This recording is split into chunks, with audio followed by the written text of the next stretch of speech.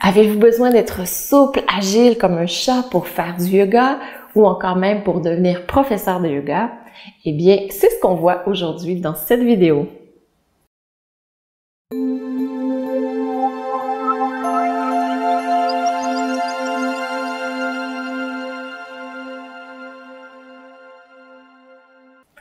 Namasté.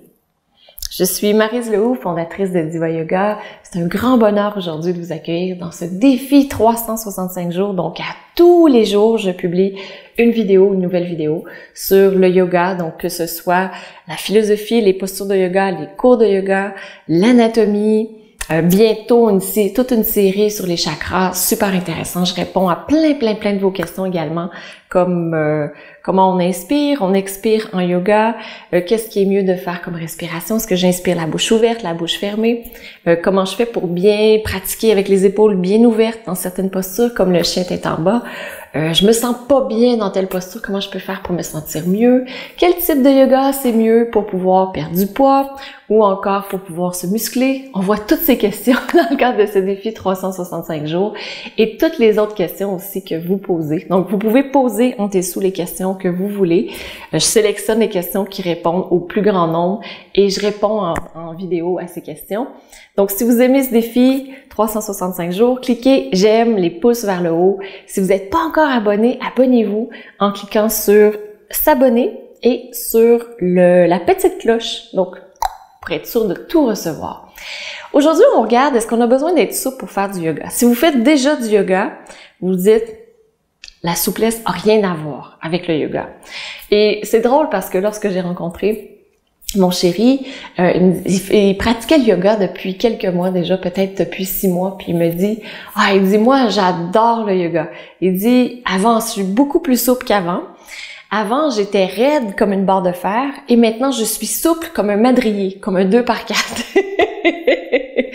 Donc, il y avait une augmentation de sa souplesse et il se sentait beaucoup mieux dans son corps. Puis il le voit lorsqu'il pratique le yoga, lorsqu'il le pratique pas, il y a une grande différence en termes de son ressenti de souplesse. Donc, c'est très important. C'est pour ça qu'on pratique le yoga. Puis en fait, moi, ce que je dis aux étudiants lorsqu'ils sont pas souples, c'est que vous avez encore plus à gagner si vous avez pas beaucoup de souplesse parce que vous allez ressentir une plus grande amélioration que quelqu'un qui est déjà souple.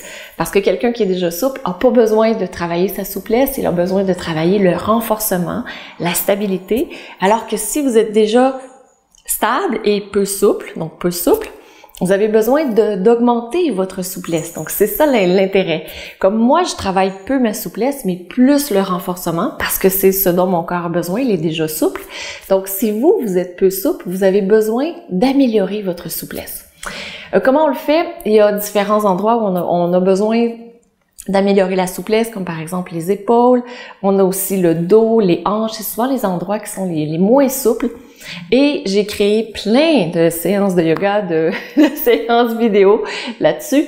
D'ailleurs, j'ai mis juste en dessous une séance de yoga qui a été adorée pour la souplesse du dos et des hanches parce que c'est souvent un endroit qui est très peu souple. On arrive pour se pencher, ça tire derrière les jambes également, dans le dos. Donc, j'ai créé cette séance pour vraiment bien cibler cet endroit précisément. Donc, c'est juste en dessous si vous voulez accéder à cette séance. Je pense qu'elle dure à peu près 35 minutes, gratuite, sur YouTube. Donc, je vous invite à le faire.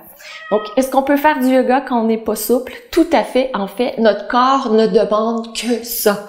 Votre corps ne demande qu'à faire du yoga parce que il dit « j'ai besoin d'être plus souple ». C'est souvent le complément qu'on a besoin d'ajouter à un programme d'entraînement. Ou encore, si on se sent très raide, tendu, stressé, juste d'assouplir va aider à assouplir le corps. Et par la suite aussi, ça assouplit l'esprit.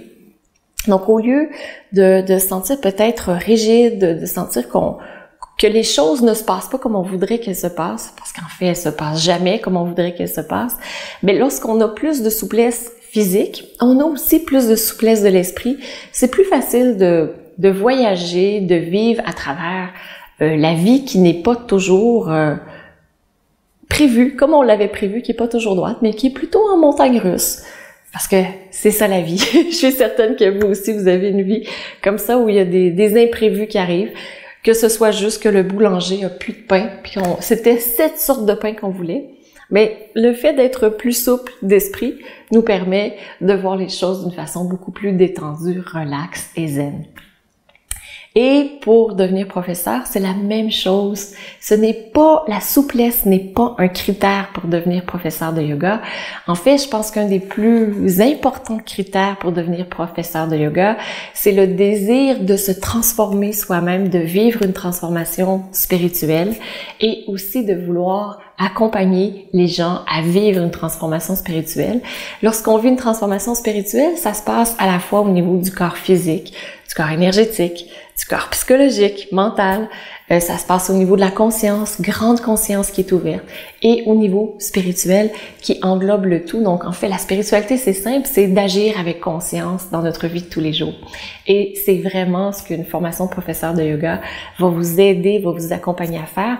Mais pour cela, vous avez besoin de vouloir le faire. Parce que si vous dites, moi, je veux pas qu'il y ait rien qui change, eh bien, une formation de professeur de yoga, ce n'est vraiment pas le bon endroit où vous voulez aller. Donc, est-ce qu'on a besoin d'être souple? Non. Est-ce que la souplesse se travaille? Absolument. Et aussi, à un moment donné, on atteint la limite possible de notre corps physique. Parce que si on lève le bras, par exemple, on peut pas faire le tour de notre bras en gardant notre alignement. Ça peut pas aller plus loin que là. Donc, c'est tout à fait normal. À un moment donné, on atteint la limite maximale de notre corps physique. Et on respire à travers tout ça, on vit à travers le tout. Mais il y a beaucoup d'étapes avant de se rendre jusqu'au maximum où les muscles sont complètement étirés.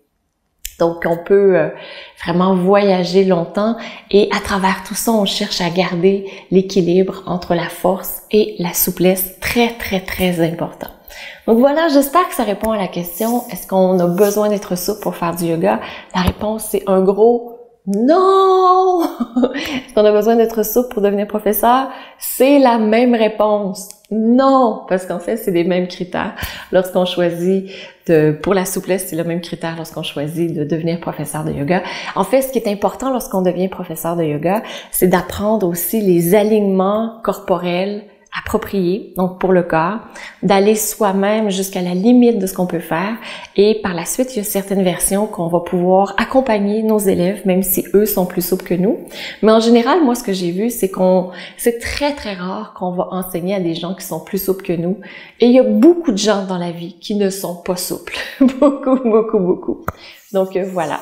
Et ce que je voulais vous demander aussi, si vous avez d'autres questions auxquelles vous souhaitez que je réponde, écrivez-les dans les commentaires ci-dessous, ça fait toujours un grand plaisir, un, de les lire, et deux, de voir lesquels vont contribuer le plus au rayonnement du yoga, lesquels vont répondre le plus à vos questions également, et ça va me faire un énorme plaisir d'y répondre. Donc, je vous souhaite une magnifique journée, et on se retrouve demain pour notre journée philosophie. Namasté. Ah oui, demain, on voit c'est quoi la clé du bonheur? Le yoga nous apprend ça. Wow!